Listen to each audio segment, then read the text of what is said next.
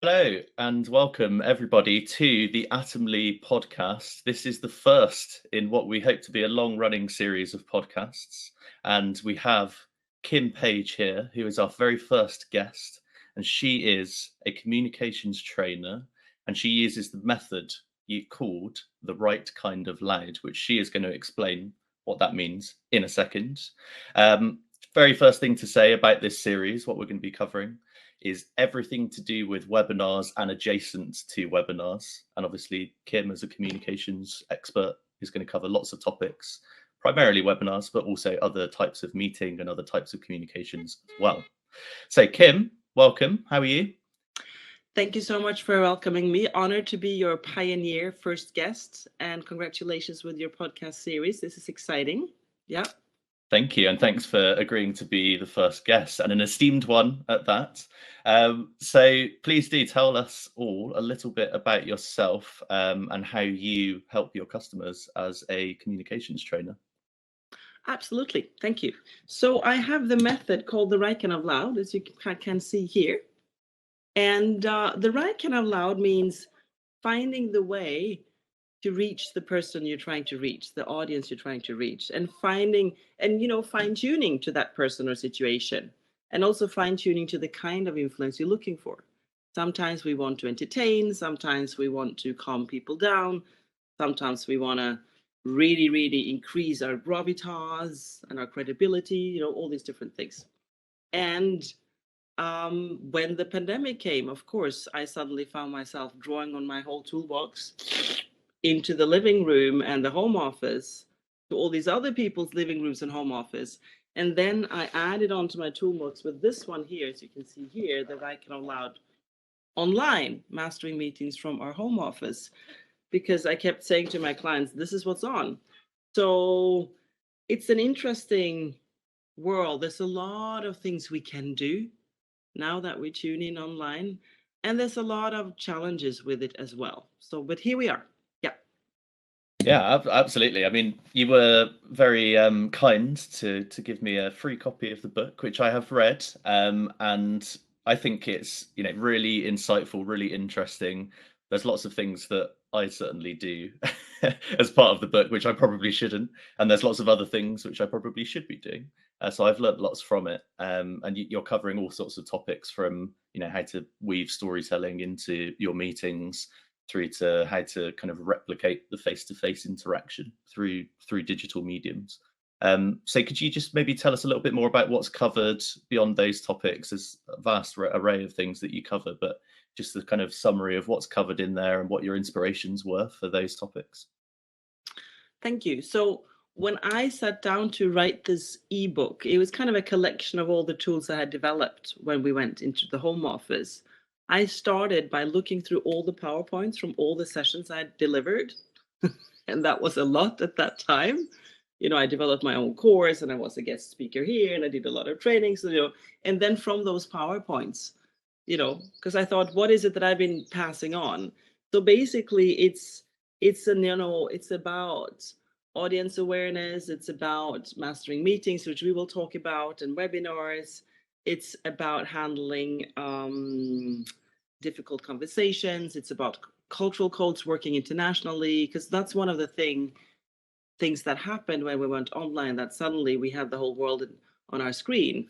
And so it's very easy suddenly to be global, but there's a lot of dips there and things we miss out if we're not used to working globally before. And even so, there's different things that happen when we work on a screen. And then there's a little bit about how to create a community, because I created my own Zoominar and now masterclass community, and also screen presence. And I also have a chapter called self-kindness and self-talk. And that's about the right kind of loud on the inside. Because, it's when you're all alone, either now the pandemic is for most of us over, there's no quarantines or stuff like that, but still a lot of us are working a lot on our own. And so then it's easy for that self-talk to get, the loud self-talk to get, yeah, you got it. Yeah, this is the thing, right? People are saying COVID's over, people are maybe starting to go back into the office a couple of days a week, but vast majority of us will still be at home at least a couple of days a week. And so all of these things, the great TED Talks, the great ebooks, everything, great YouTube videos that came out during the pandemic, giving us advice about how to cope with these things, are still very relevant and valid now. And I only just read your book in the last couple of weeks, and we're in June 2022, and it's still very relevant to me. And like I said to you before we started the recording, I've been working from home for 4 or 5 years now, and I wish I had read content like this previously. So I think it's still really relevant. And one of the relevant things for me as I was reading it, and on the sort of topic of this podcast as well, was a chapter in your book called Mastering Meetings and Webinars, Learning the Hosting Mindset. And you said that you've hosted your own series and you've been a guest on lots of other mediums as well. So can you kind of summarize the typical issues that you see when you're going out there as a communications expert or trainer? What kind of issues do you see in the marketplace around the way that people conduct themselves or host meetings and events? So when I'm thinking of, for example, I had a company, I did this a couple of months ago when it's a global shipping company, and I had this session called Mastering Meetings, and I did the same session with 150 people, and literally we were in Africa, we were in Latin America, we were in the Middle East. Like, it was a very global spread, and I had this question, like, what are you struggling with in your online meetings? And I asked that to all these people, and then you get like a sense. It's very interesting when you're exposed to that big of a population, and they were all managers, but with different expertise areas, of course. And there's a couple of themes that come up. First, one of the themes that they were mentioning is that for some reason, because we're working online, people expect that we're just available all the time, and they schedule an insane amount of meetings. And I had this one guy, and it's like, when am I supposed to go to the shipping yard and do my work? People are just scheduled, like in the old days before we went online, people would never just schedule. So this thing of, like this perceived sudden availability and lack of respect for people's time, that was one of the themes that came up. And then another theme, and I've come across this for other organizations as well, is this: what do we do when people don't turn up with their camera on? And the whole discussion of, should we have our camera on and off? And me personally, my inclination is to really recommend for people to show up with camera, because if not, it is so likely that the person is tempted to do something else. It's not because we are evil.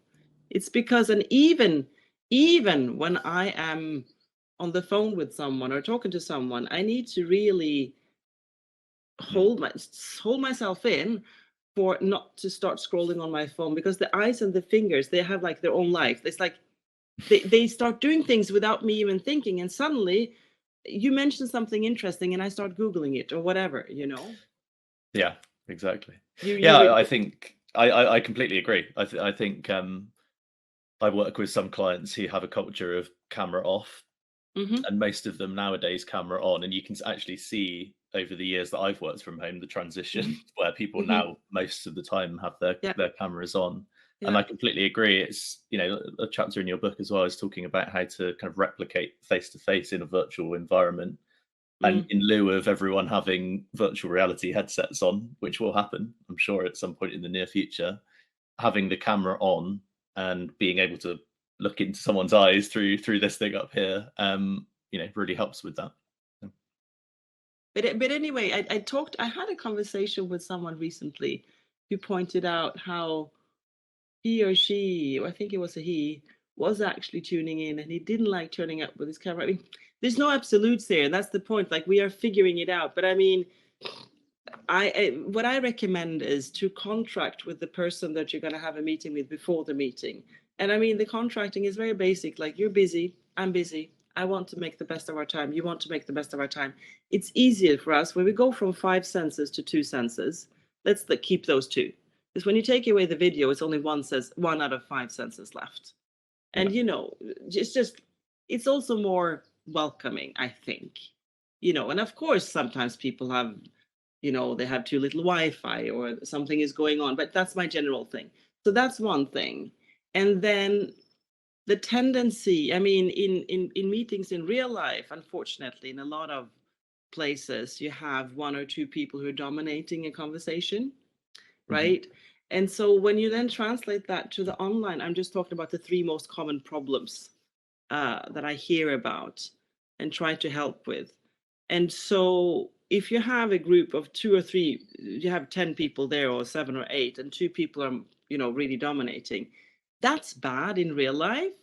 But when you go online, it gets even worse, because the point is then that if you're not asked to speak, they could have given you a recording and you could have eaten your lunch. So I'm pretty insistent on, if people are asked to show up in an online meeting, they should be given the word to speak, because if not, again, it could be a recording. And I know this is not realistic, maybe this is a perfect world, but we need to have the recommendation somewhere. So that's my recommendation. And then, of course, same in real life and even more important online. You can't really have an online meeting without a facilitator. And I think a lot of meetings miss out on that. Like in a real life, you can, and ideally you would have a facilitator then, but in any case, when you're sitting around a table, you can lean in. There's body language cues. You can go grab a coffee. You can sense the energy in the room. You can turn around and grab a flip chart and write some notes. You can do all these things that you cannot do in the same way online. So honestly, the need for a facilitator who knows how to navigate and keep time and all of that is so much more important. So these are the main issues that I hear my clients talk about. Sure. Yeah, I mean, it all resonates with me, and I think actually the point around facilitation in a meeting environment, not in a webinar, in a broadcast, but in a conversational environment, in a meeting environment, is really important. And I've definitely seen a drop off in that over time. I've actually seen the opposite of what you would expect. You would have thought that people would be getting, or companies would be getting better at trying to implement that kind of culture. But actually, I now more than ever, I see people, when I do my consulting, 3 or 4 people will turn up on a call. One of them dominates the conversation, the other 3 guys are just listening, and you can see them tapping. It's really obvious when you've got like a laptop camera and it's sort of shaking as they're as they're typing on the keyboard, doing an email or something. And obviously, when you're hosting a webinar, the facilitator is the host, and that's something that I wanted to talk to you about as well, because hosting, there's an art form, obviously, but there's also a science to hosting. And I'd be interested to get your thoughts on how much of it's art and how much of it's science when it comes to hosting a webinar. And I've certainly done, like I said earlier, the opposite to some of the things that you recommend in your book around how to be an effective host. So what would you say are maybe, let's say, 3 key takeaways that people can take away from this podcast on how to be a better webinar host, very specifically a webinar host? Let's just mention 3 of them, and then we can dive in a little bit. I think that might Sure. be good to have some, please do, some mental hooks. Yeah. So I thought one is to know your audience and to speak directly to your audience and mention your audience. So I'll talk more about how to do that. And then engage when you can. And it depends on the format. So I'll explain a little bit more about that as well.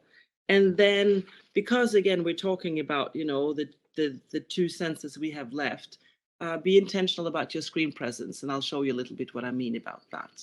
Yeah. So those 2 things. So let's start with the first one, by knowing your audience. So yeah, please do. Know your audience is important for any talk, training session, any kind of anything that you do when you're engaging with someone. Your audience is important. And we are so information bombarded. I write in the ebook that we are in a global attention deficit. We are like, information hurts. It literally hurts. The worst thing is when people send you information that you don't need, and they haven't taken the time to curate it, to take out what is important for you, and they send you this big chunk and they expect you to process it. That's like, it's so painful. So we don't want information, we want engagement. So the worst thing for an audience is to log on to a webinar if you haven't prepared it for me and you're talking for something that is general. So I want to feel when I log on that you know who I am. Like I always say, I talk about in my first book, the prayer of the audience. The prayer of the audience is make it special, make it real, make it relevant for me now, please. Because I've Yeah. given up my whole rest of my life right now. I'm not with my kids. I'm not in the spa. I'm not out with the dog. I'm not with my mails. I'm not with my favorite novel. I've tried at least. I bring what I call intentional attention. It's always intentional because the life is messy and it's hard to keep attentive. But I've done that. So please make it relevant. So as a webinar host, then you don't want to say, yeah, usually this is 4 hours. Now I only have 20 minutes. I'm going to speak fast. Like, no, prepare for me. I want to feel that you're prepared for me. And then when you are talking, try to mention the audience or audience relevant things. Make it speak in the way so that me as an audience, I understand that you've thought about me and you know who I am. And this is not something that's reduplicated. Do you say reduplicated? Sure, why not? I'm not sure if that's a word, but it makes sense to me. Why not? I think I just added an extra thing. Duplicate. I think you just duplicate. You don't want to feel like it's something that's duplicated again and again. So that's what I mean. Does that make sense, Tom? Yeah, no, absolutely. And actually, funnily enough, this isn't planned, but on the next webinar that we're hosting in a couple of weeks' time, we discuss quite a few of those topics. And one of the things that we kind of ask or we're trying to educate the audience on is try not to focus too much on what the host wants to get out of the webinar. So typically a webinar is hosted by a salesperson because their intention is to sell something.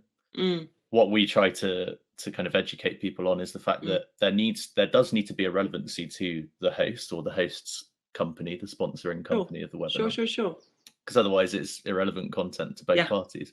Yeah. But really it needs to be focused much more on what the audience wants. And if you do really good content research and preparation, like you just said in advance, you understand the problem statements, the pain points, if you want to use sort of salesy language of those people, then you can talk more directly to them, right? So that makes complete sense to me. And what are your kind of tips for how to get to know your audience better? Is there any sort of research methods that you use to better understand the thoughts and feelings of your audience before they turn up? When it comes to that, it's like love and war. Like everything is allowed. Like you do anything. If I have, if I have a training session, or I'm part of an online faculty I'm part of online faculty for different legal tech things and that. For example, if I have the participant names, I connect with them on LinkedIn beforehand and send a greeting. I really look forward, because then I look at their profiles and I see, do we have anything in common? Of course, if you have a webinar, you don't have a list because you don't know who's going to attend. But then what I do sometimes is I ask, can I see a previous webinar that you've done? And I'll spend a little time on the platform. Like in our case, I couldn't do this for today because this is our first, because we're starting out. So it's an honor. So, we're the pioneers.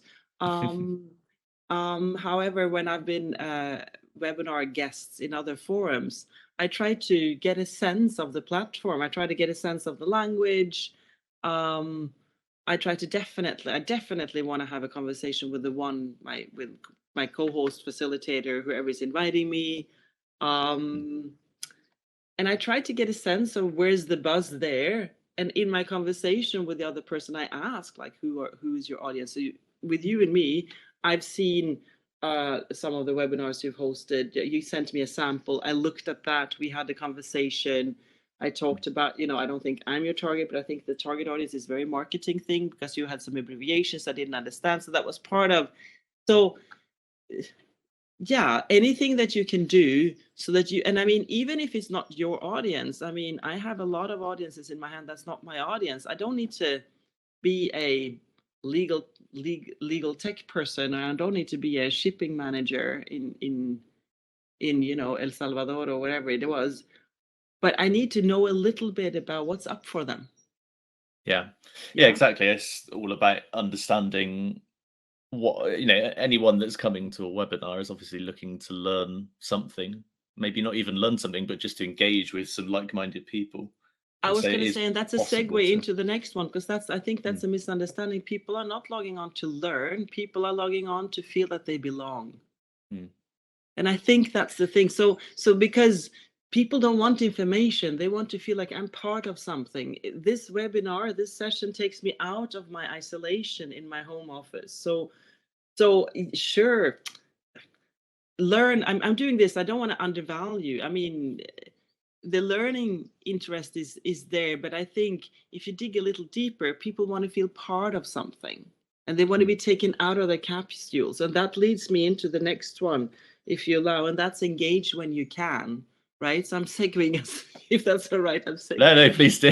Please, you're Yes. saving me a task. Yes. Please do. So there's different formats. When the pandemic came, the first thing I did was I started hosting Zoominars, and I called them Zoominars because they were on the platform Zoom. At the time, Zoom was the only platform you could do breakout rooms with. And today, of course, Yeah.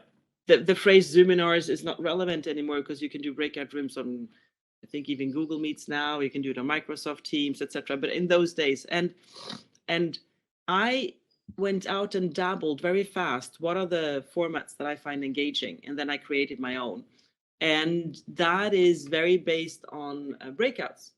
So in the Zoominars, and I hosted, FYI, I'm going to, I hosted 37 Zoominars. That's a lot, right? Over the course of the 2 years Yeah. of the pandemic. Yeah, until last fall. So it's a lot, because as you know, as an organizer, there's a lot of pre and post work when you have those things. It's not only the session.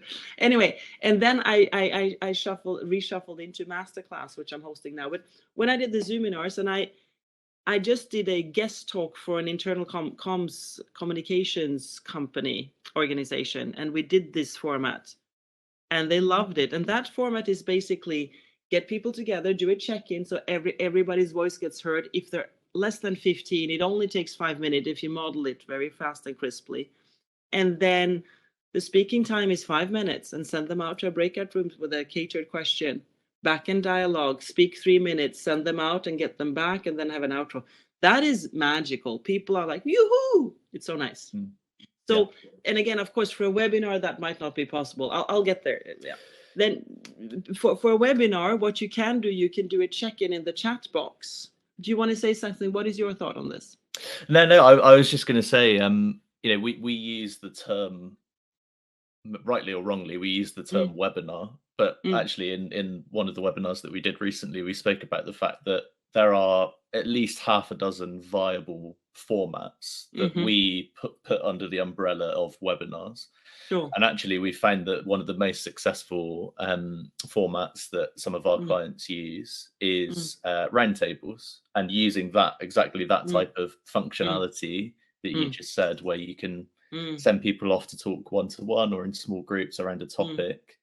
Or if your roundtable is small enough, if you've got a dozen or less people anyway, then you can do that as one room quite effectively as well. So yeah, I was just going to say that there's, you said you'll get there in a minute, but I think actually you touched on a good point, that sometimes roundtables are a much more effective format of quote unquote webinar versus the mass audience broadcasted, very monologue driven type of webinar. Lots of different ways to do it. There's lots of different ways, and it depends on how you're aiming. And in my head, usually when I arrange something, I find it better if I want to spread my brand and I want to, create new business, which is usually underneath all of why we're doing this. I find it better to have 12 people who rave about me and really have a visceral experience of me than to have hundreds who've been tuning in and out, and I don't really know who they are. I don't really know what they're thinking. So that's a decision you make in your outreach. But even when you have without breakout rooms, you can have a chat box, and you can do it also in your language, and you can incorporate questions.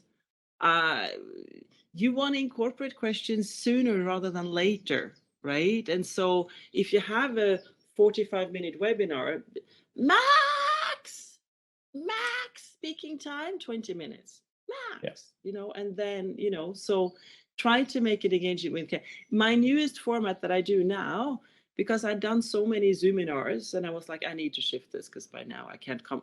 Also, I came up with new topics and new catered questions for all of them. So I mean, I invented 37 communication topics.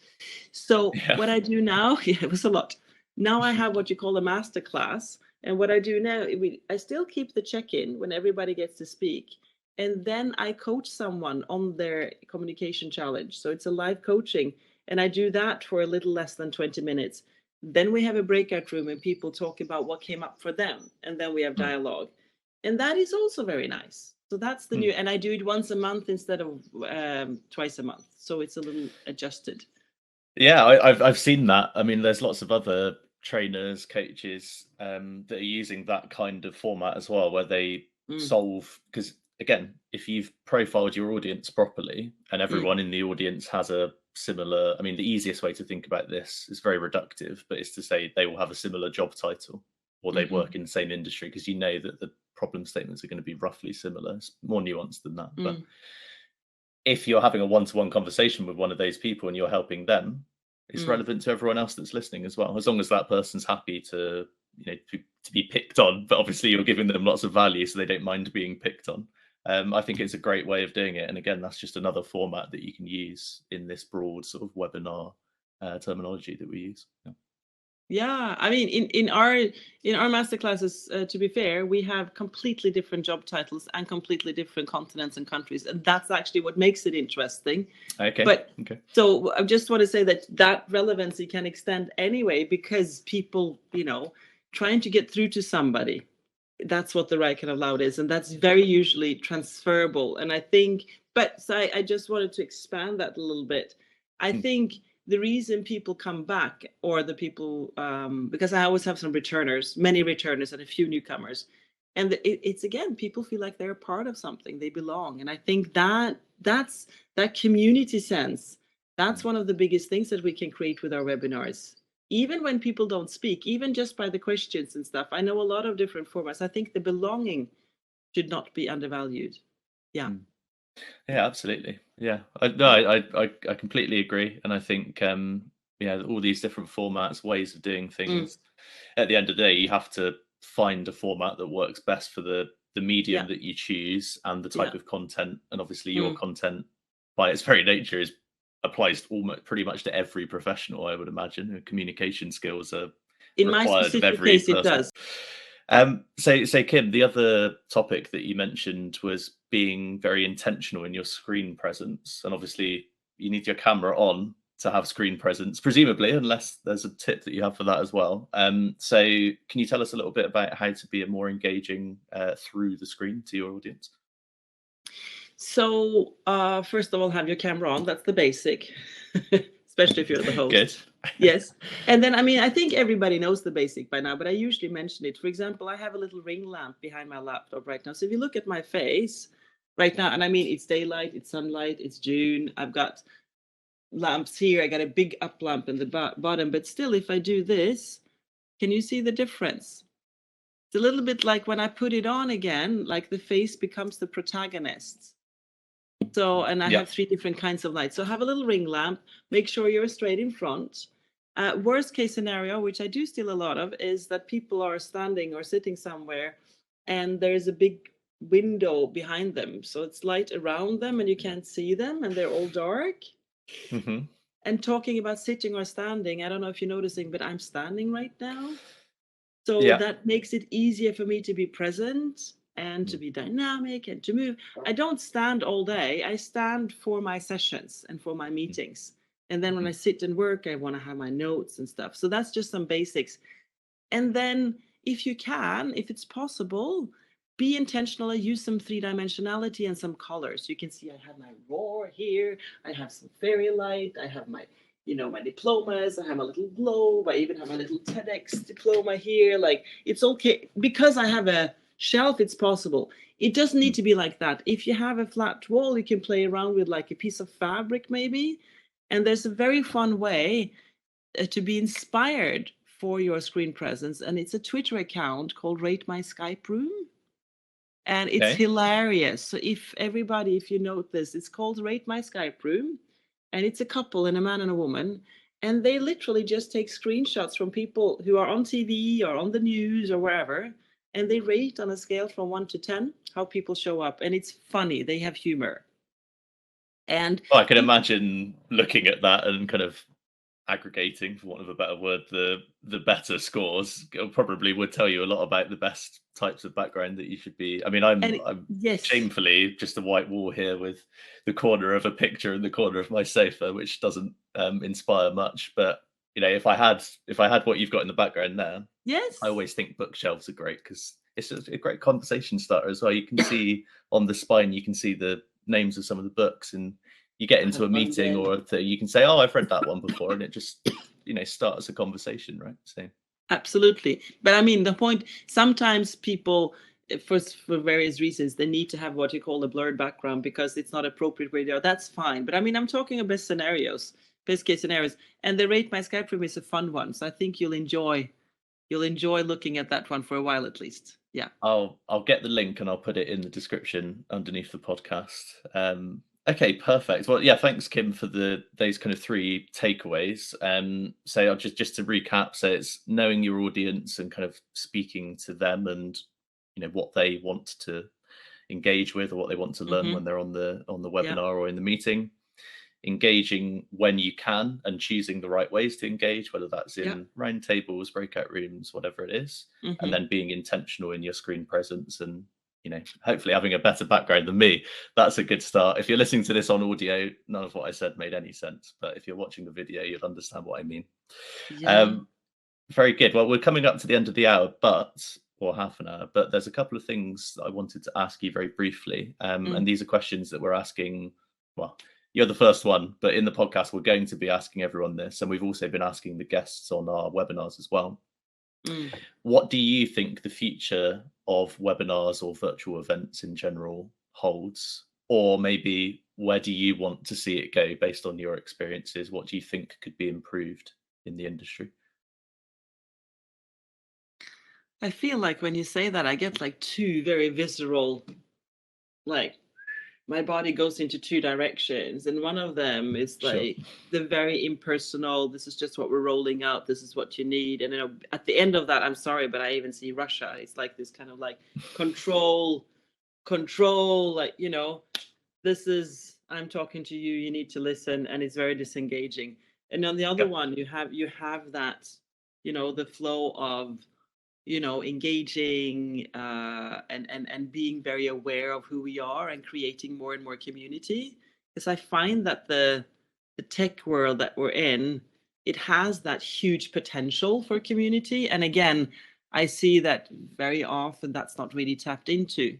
So I mean, that's my hope, that more of those tools, and also more sensitivity towards, do we want to work alone at home, do we want to have an office.